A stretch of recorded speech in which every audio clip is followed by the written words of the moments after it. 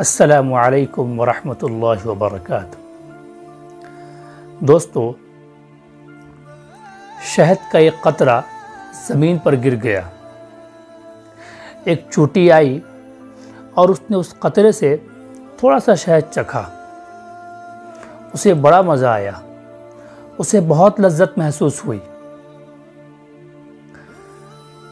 چوٹی کو کسی کام سے جانا تھا۔ جب وہ جانے لگی تو اسے خیال آیا کہ کتنا مزیدار شہد ہے، ایسا شہد زندگی میں کبھی نہیں کھایا، کتنی لذت، کتنی مٹھاس۔ چنانچہ اس کے منہ میں پانی آنے لگا۔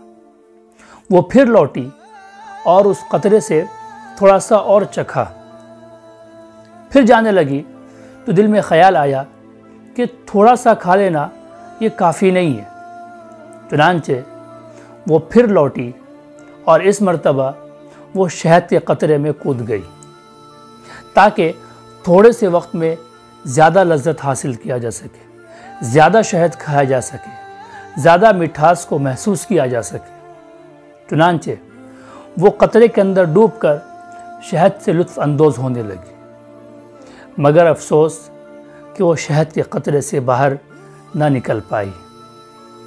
شہد کی چکناہٹ نے اس کو اپنے اندر سما لیا۔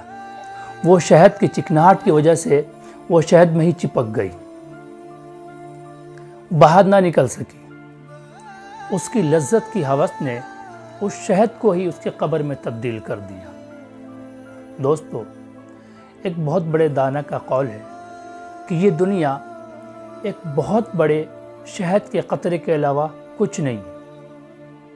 جو بھی اس دنیا کے اندر بقدر ضرورت اور تھوڑی چیز پر اکتفا کرے گا وہ نجات پائے گا، اور جو اس کے اندر ڈوبنے کی کوشش کرے گا، جو اس کے اندر غوطہ زن ہوگا، ہلاکت اس کا مقدر بن جائے گی۔ اللہ پاک ہم سب کو صحیح سمجھ عطا فرمائے۔ السلام علیکم ورحمۃ اللہ وبرکاتہ۔